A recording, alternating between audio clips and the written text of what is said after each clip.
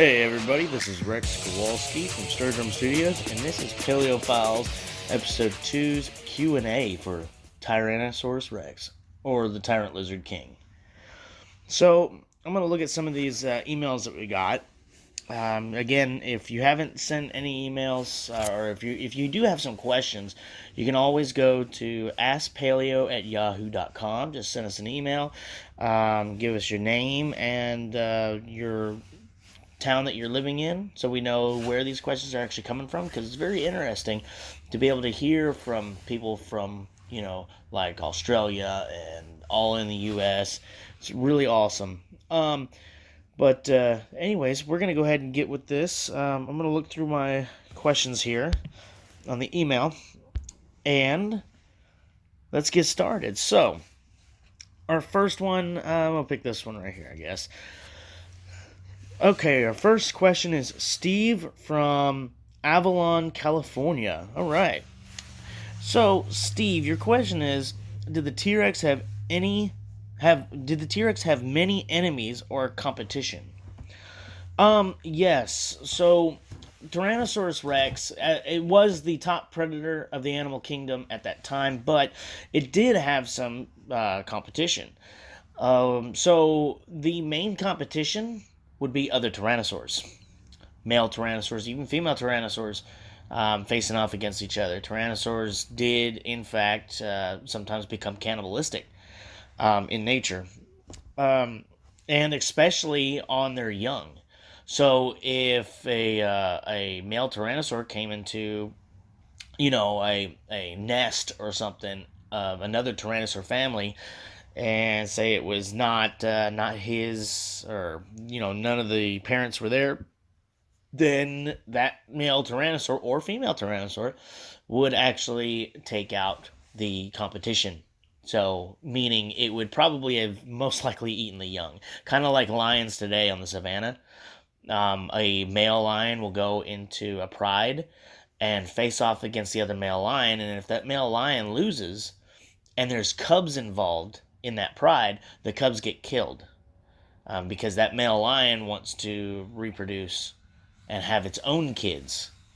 Kind of like, you don't really want to take care of somebody else's kids. So, but there's also some other threats too. So, like in the Dakotas, Dakota raptor, that's a good one. Dakota raptor was of nice, really good size, and it would have been competition on prey. So, not only just the prey, but Dakota raptor would have taken on the younger tyrannosaurs, for sure. Especially if they're young juveniles or even hatchlings, they'd go knock them out. And if you don't have any other baby tyrannosaurs or juveniles to continue the species, that can be a threat to the species. But also, just on food wise, let's say that there's 20 Dakota raptors and one tyrannosaur, right? Well, those 20 Dakota raptors have to eat something, correct? And the Dakota raptors are faster than Tyrannosaurus, obviously, but they're breeding like rabbits compared to the Tyrannosaur, which takes a while for them to breed.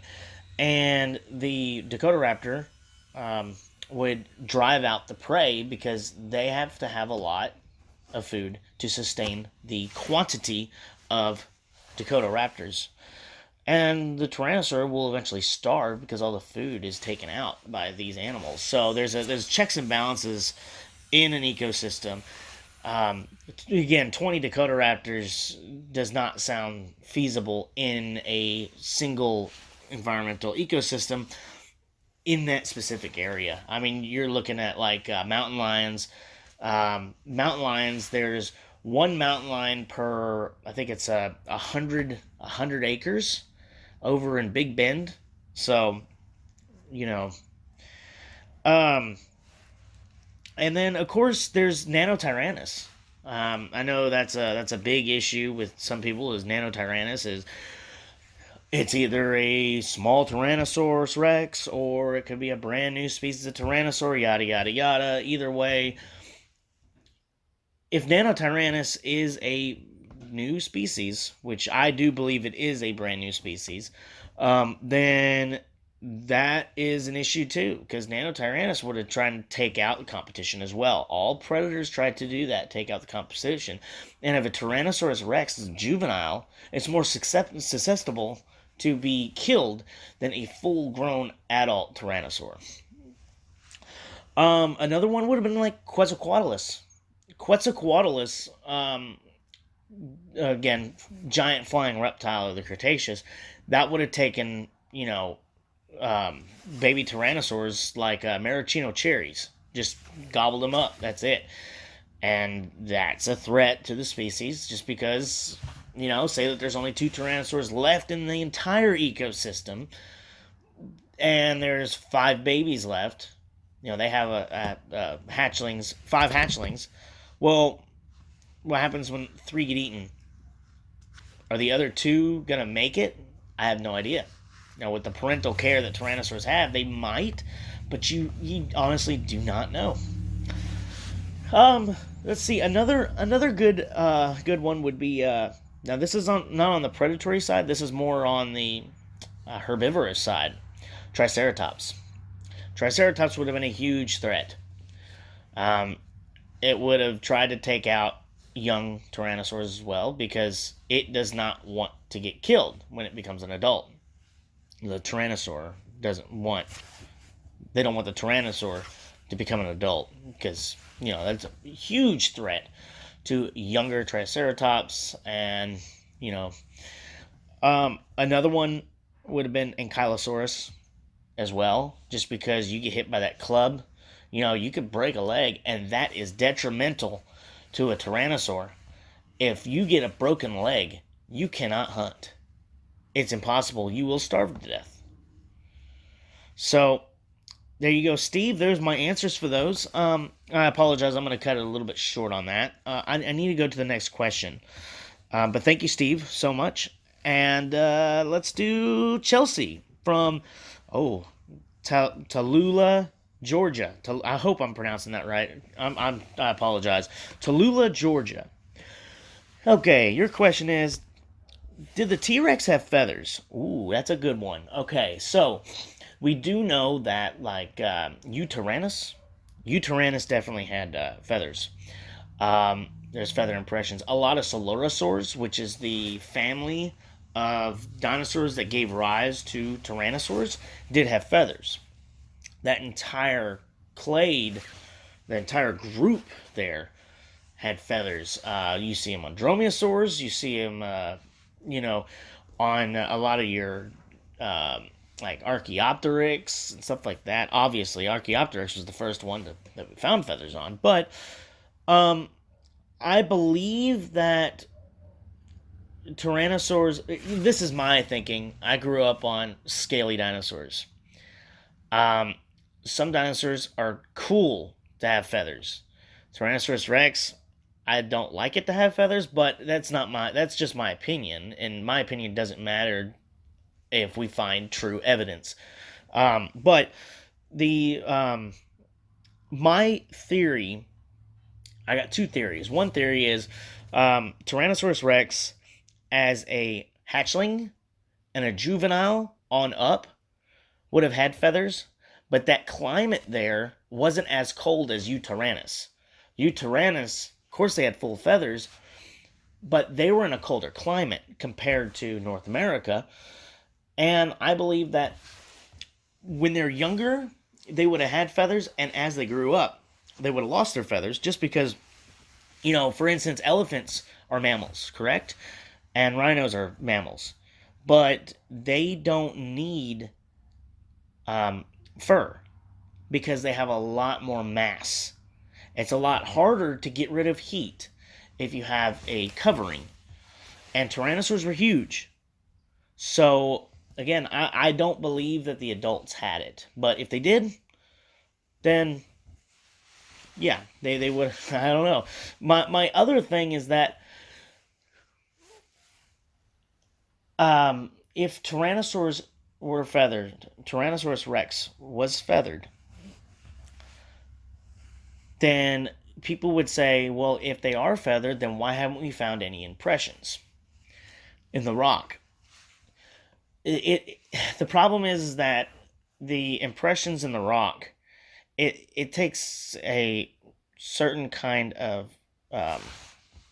mineral to fossilize feathers. In fact, the feathers aren't even really fossilized, they're impressed. So they're not even there, they're just impressions of it. Kind of like you take a leaf and throw a leaf down on a thing of mud, right? And then you pull the leaf off and you let it harden. Well, when it hardens, the impression of the leaf is there, but the leaf is not there. Volcanism can cause, the ash to sit on top of those feathers, and that can give you the impressions of the feathers. But we just have not found the right material for Tyrannosaurus Rex in the Hell Creek and so on and so forth in that area that shows that Tyrannosaurs had feathers, because there's just no sign of them right now. Now, if we find them, that would be awesome. That would be a cool thing to see. I would love to see that, see where the feathering was, because a lot of these animals, you can actually see where the feathering started and where it stopped. And it's so cool, and we're actually able to go in there and tell what colors these feathers were. It's amazing. It's an amazing thing. So I really do hope that I answered your question, Chelsea. And thank you so much for giving us a shout on the email. Let's see. I'm going to go with, here's one here. Victor from Columbus, Ohio. Oh, that's cool. I used to live in Ohio a long time ago. It was, moved to Texas in 98, so it's been a while. But, let's see. Your question says, many movies show the T-Rex fighting other dinosaurs like the Triceratops. Is this accurate? Well, yes and no. Possibly. You see, if a Tyrannosaurus Rex was fighting a Triceratops, that's deadly. That's deadly, because a predator does not want to get injured.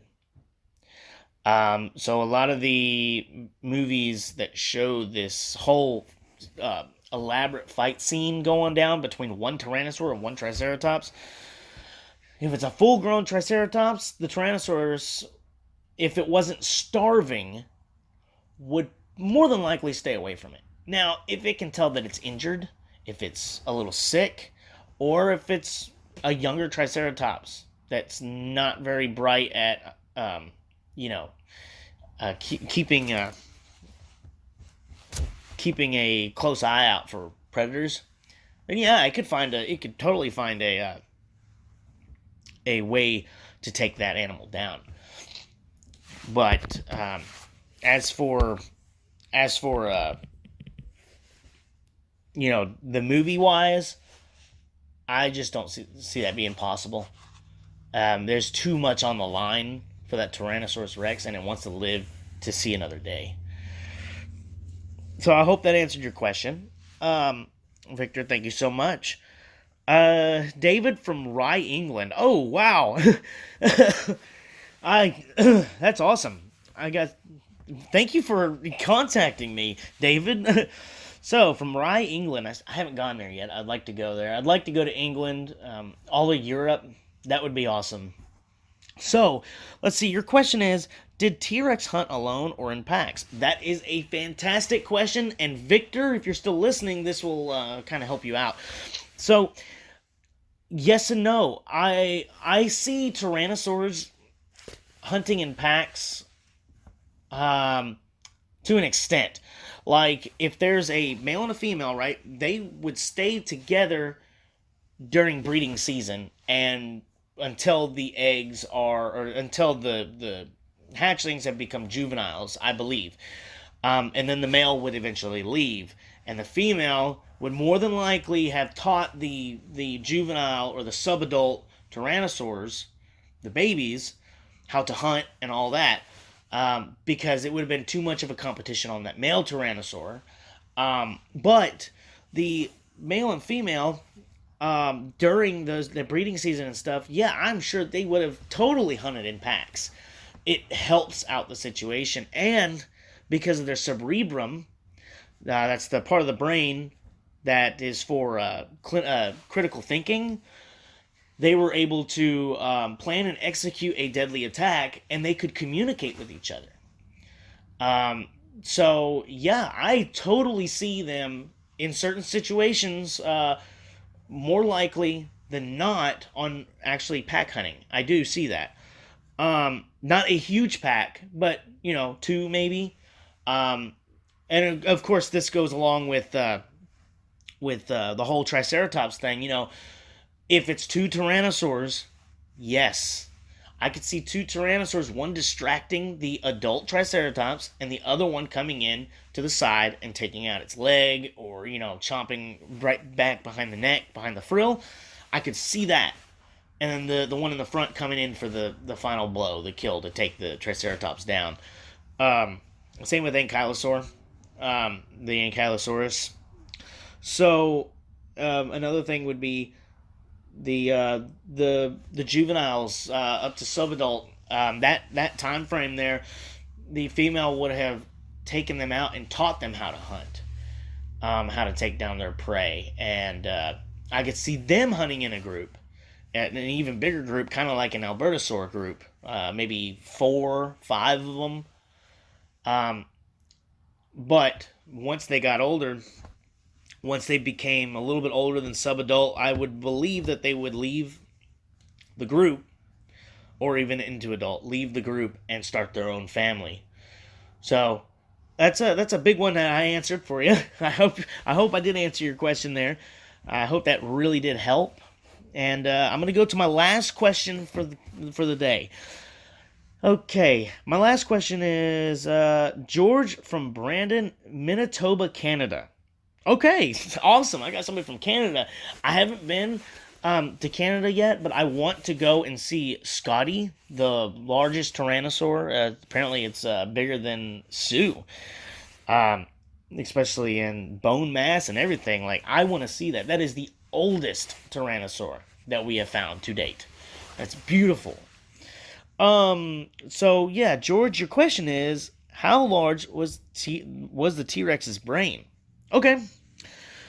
Well, the brain was larger than humans, of course. It was about 8 inches long. It's longer than the human cerebrum. But the cerebrum, which is part of the brain that does the critical thinking, was I would think smaller than mammals. For dinosaurs, it was a comparable size to your dromaeosaurids, so Deinonychus, Velociraptor, Utah raptor. In dinosaur language, the dinosaur was smart. It was a smart killing machine. Could think complex kills. But I don't think it would be as smart as modern mammals, and I think that's why mammals today have flourished so much. Dinosaurs had their chance multiple times to come back with the terror bird, but mammals breed faster. They're smart. They are smarter than birds, and so yeah, that's the only problem. I mean, dinosaurs have had their chance multiple times to come back, but the brain capacity and the breeding is just not ethical for that species, that genre of animal, birds, avian dinosaurs, to come back, because the mammals have just gotten their foothold in there, and mammals are not going to give up their place in the ecosystem unless we have some type of mass extinction again. But yeah, you never know what happens there. So guys, thank you so much for listening in on this. I hope that you guys are having a good time watching my videos and keeping up to date with the episodes. If you do have any questions, please feel free. You can always email us at askpaleo@yahoo.com. That is askpaleo@yahoo.com. Please you can comment down below if you want, and please subscribe if you haven't already. You can keep up to date with newer content, and you can check out our Facebook page. And yeah, we also have an Instagram page. So I thank you so much, guys, and have a great rest of your day.